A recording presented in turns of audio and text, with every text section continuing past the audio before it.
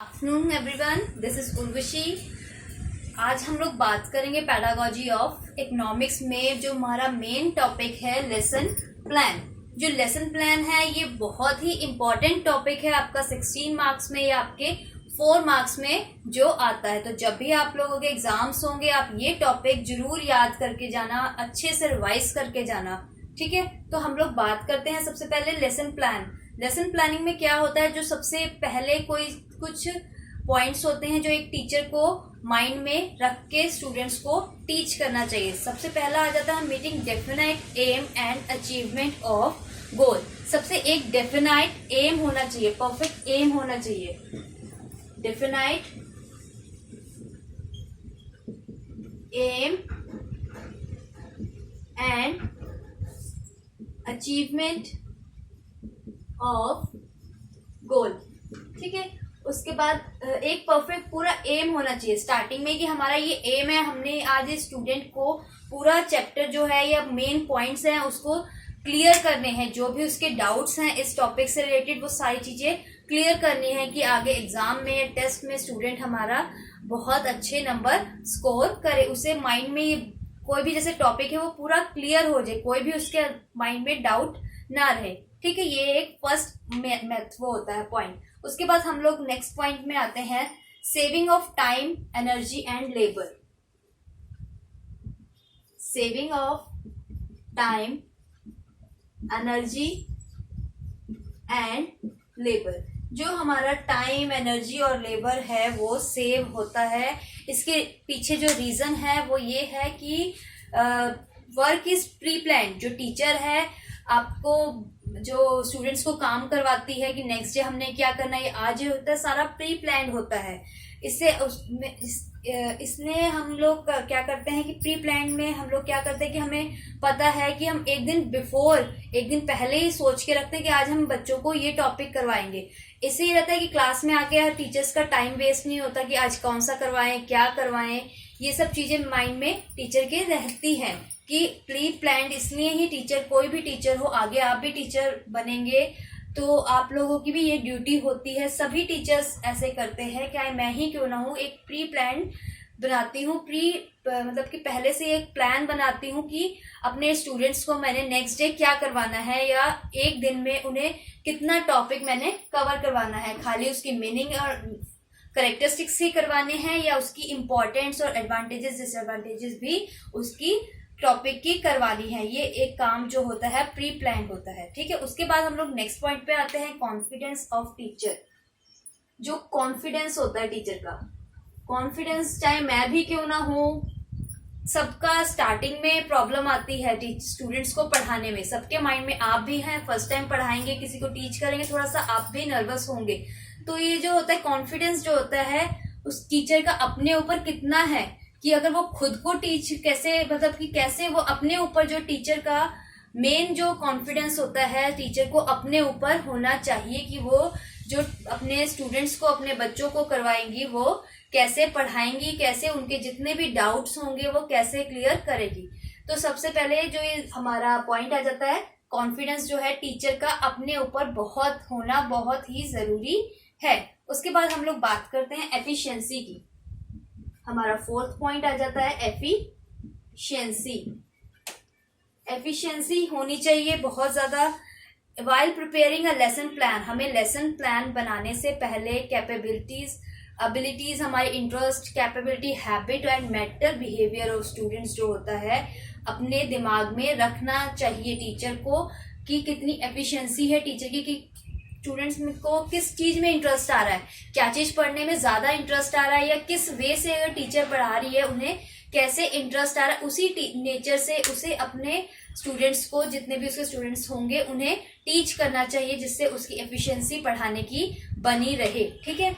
उसके बाद हम लोग नेक्स्ट पॉइंट पे आते हैं, 5th नंबर पे आ जाता है हमारा evaluation of work done. Evaluation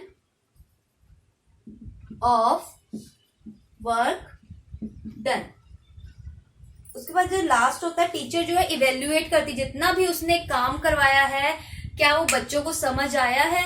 जो स्टूडेंट्स जो, या फिर जैसे हम कह सकते हैं ना, टीचर्स जो होती टेस्ट लेती हैं, अपना चैप्टर रिवाइज करवा देती है, सारा समझा देती है, कोई डाउट्स होते हैं वो क्लियर करवाने के नेक्स्ट डे बोलते हैं कि मैं आपका टेस्ट लूंगी या कोई एक सरप्राइज टेस्ट लूंगी। तो उसमें हमारी जो टीचर है जो उसने पढ़ाया है वो सारा रिजल्ट जो होता है उसका इवेल्युएट हो जाता है कि जितना उसने काम करवाया है वो कैसा है, कैसे करवाया है, बच्चों के माइंड में सेट हुआ है कि नहीं।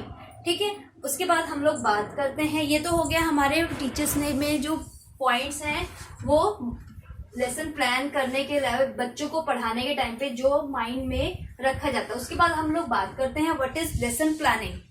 Planning is very necessary in every aspects of life. अगर हमारी जो कोई भी लाइफ में कोई भी चीज हो, जरूरी नहीं है एजुकेशन, कोई किसी भी चीज से रिलेटेड हो, कोई भी काम हमें करना हो, उससे पहले हमें एक प्लानिंग करनी पड़ती है। विदाउट प्लानिंग जो हमारा काम होता है सारा वेस्टेज ऑफ टाइम है। अगर हम विदाउट प्लान करें कोई भी काम करते हैं तो उसमें हमारा wastage of money, wastage of time होता है। हमें प्री प्लान जरूर करना चाहिए। कोई भी काम हो हमारा, उसे हमें सबसे पहले उसकी प्लानिंग करनी चाहिए, कैसे हमें आगे का काम करना है। उसके बाद हम लोग बात करते हैं कि जो teacher can not be success without planning. Teacher जो होता है कभी भी सक्सेसफुल नहीं हो सकता है। ठीक है, टीचर को हमेशा थोड़ा सा रिवाइज, कोई भी टॉपिक करवाना तो उसके बारे में थोड़ा कह सकते हैं हम लोग एक रिवाइज रिव्यू लेना होता है कि आज मैंने, क्योंकि जो हमारी एजुकेशन है नाउ डेज हम देख रहे हैं चेंज होती जा रही है, थोड़ा थोड़ा कुछ ना कुछ उसमें इम्प्रूवमेंट आता जा रहा है। जो हमने फर्स्ट में पढ़ा वो बच्चा अब हम लोग कहते हैं केजी में पढ़ते हैं। आप खुद सब लोग इतने तो आप लोगों को पता होगा। ठीक है, आप लोग कोई मैरिड होगा जो आप बीएड कर रहे होंगे, या आपके घर में छोटे छोटे आपके कजन सिस्टर ब्रदर होंगे जिनको आप देखते होंगे कि आप उनकी बुक्स देखते होंगे तो आप देखते अरे जो काम हमने सेकंड में या थर्ड में करा था वो ही जो स्टडी है वो केजी या फर्स्ट के स्टूडेंट्स अब आजकल के टाइम पे कर रहे हैं। तो कोई भी टीचर हो उसे अपने स्टूडेंट्स को पढ़ाने से पहले एक रिव्यू जरूर लेना चाहिए, कोई भी टॉपिक जो उसने अपनी क्लास में टीच करवाना है। ठीक है, तो planning is very important in everyone's life. उसके बाद हम लोग बात करते हैं importance of lesson plan. Importance of lesson plan. Lesson plan के क्या इम्पोर्टेंस है? सबसे पहले आ जाता है हमारा realisation of objective of education possible. Realisation of objective of education possible. इसमें आ जाता है हमारा in lesson plan aim of lesson to be taught are decided and to achieve these aim curriculum and teaching methods are also fixed. एक in lesson plan में क्या होता है, जो एम होता है लेसन का जो हम पढ़ा रहे हैं वो एक पहले से ही डिसाइड होता है कि आज हमने क्लास में ये प्लान पढ़ाना है। तो उसकी जितनी भी उसमें हम नॉलेज ले सके किसी अलग अलग बुक से, ऑथर से, वो हमें लेनी टीचर को बहुत ही जरूरी कह सकते हैं हो सकती है, जिससे क्योंकि सारे जितने भी ऑथर्स हैं हमारे उन्होंने अपने हर पॉइंट्स के बारे में अपनी अलग अलग राय दी है। तो उनकी सबकी हमें निचोड़ निकालना पड़ता है, इवेल्युएट करना पड़ता है, तब जाके हमें स्टूडेंट्स को पढ़ाना पड़ता है, जिससे टीचर का जो एम होता है वो अचीव हो सके, जो ऑब्जेक्टिव है एजुकेशन का वो अचीव हो सके। सेकेंड पॉइंट पे आ जाते हैं हम, systematic development of lesson. Systematic development of lesson.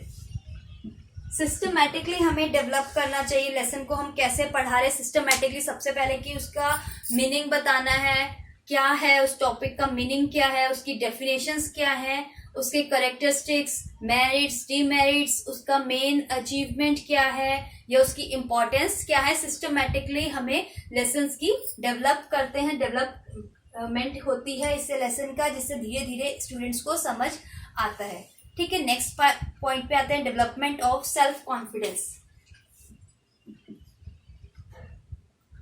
Development of self confidence. Self confidence जो होता है उसका डेवलपमेंट होती है हमारे अंदर। टीचिंग लेसन प्लान को जब हम पढ़ाते हैं करते हैं तो उसमें हमारे सेल्फ कॉन्फिडेंस जो होता है वो बढ़ता है। कोई भी टीचर, जब हम आपको टीचर्स का जो सेल्फ कॉन्फिडेंस कैसे बढ़ता है, धीरे धीरे डेवलप होता रहता है। कोई एकदम से टीचर नहीं बन के आ जाता है कि हाँ विद कॉन्फिडेंस कोई भी हो, कोई भी हमारे सीनियर भी हो, जब हम कह सकते हैं कि जब भी उन्होंने फर्स्ट टाइम पढ़ाया होगा तो वो थोड़े से नर्वस तो हुए होंगे, चाहे मैं ही क्यों ना हूँ, या आप भी कभी नोटिस करना जब आप फर्स्ट टाइम टीच करोगे थोड़े से नर्वस होगे। लेकिन मैं कहती हूँ क्या पता मुझसे भी बहुत अच्छा पढ़ाई है, कोई भी टीचर्स है जो हमारी, वो आप उनसे भी बहुत ही अच्छा पढ़ाएं, और मैं तो चाहती हूँ पढ़ाएं भी आप, ठीक है। तो जो सेल्फ कॉन्फिडेंस होता है वो धीरे धीरे डेवलप होता है, एकदम से कभी भी डेवलप नहीं होता। नेक्स्ट आ जाता है हमारा guide the teacher. Guides the teacher. Teachers को गाइड करता है कि कैसे क्या क्या पॉइंट्स हम लोगों ने करने हैं, टीचर को कैसे कॉन्फिडेंस आएगा, कैसे उसकी कैपेबिलिटीज होंगी, क्या क्या हमने स्टूडेंट्स ने को किस चीज में इंटरेस्ट है, क्या है, वो सब चीजें टीचर को गाइड करते हैं। टीचर समझती है कि कैसे हमारे जो स्टूडेंट्स हैं कैसे हैं, लो है, बिलो एवरेज है या इंटेलिजेंट है, कैसे उन्हें स्टडी करवाना है, ठीक है। जो लेसन प्लान होते हैं वो टीचर्स को गाइड करते हैं। नेक्स्ट आ जाता है a plan lesson. A plan lesson is according to interest, age, stage and habit of student। जो प्लान लेसन होता है वो स्टूडेंट्स की इंटरेस्ट के, उसकी एज के और उसकी स्टेज के अकॉर्डिंग होना चाहिए। ये नहीं कि हम 10th क्लास का एक टॉपिक है सेकंड क्लास के बच्चे को करवाना है, उसकी एज के अकॉर्डिंग हमें पढ़ाना है। उसकी जो स्टेज है, मेंटल लेवल है उसका, बच्चे को हमें उसी की अकॉर्डिंग टीच करना है, ठीक है। नेक्स्ट पॉइंट आ जाता है हमारा individual difficulties can be solve. Individual difficulties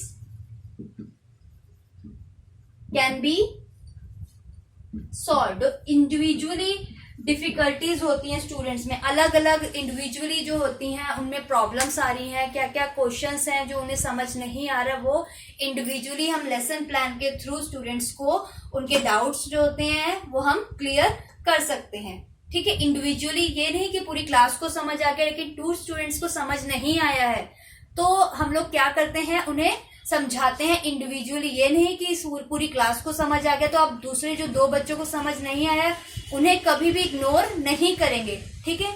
उसके बाद हम लोग बात करते हैं 7th पॉइंट की, वो है well and energy are as well as utilized. Energy जो है हमारी बहुत ही अच्छे लेवल से अकॉर्डिंग यूटिलाइज करनी चाहिए।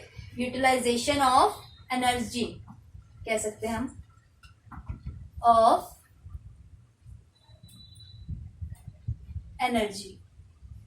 एनर्जी को हमें कैसे यूटिलाइज करना है ये बहुत ही इम्पोर्टेंट है। लेसन प्लान में हम अपनी एनर्जी जो है कैसे हमें यूटिलाइज करनी है, स्टूडेंट्स को हमें कैसे पढ़ाना है, किस पॉइंट पे मेन हमने कहते हैं कि भाई कह सकते हैं किस पे हमें मेन ध्यान देना है, कौन से पॉइंट में जिस पे बच्चे को डाउट हो सकता है, जो बहुत टिपिकल है, स्टूडेंट्स को डिफिकल्टी आती है, उसे हमें कैसे स्टूडेंट्स का क्लियर करना, अपनी एनर्जी जो है कहाँ पे यूटिलाइज ज्यादा करनी है, ठीक है। नेक्स्ट आ जाता है हमारा पॉइंट हेल्पफुल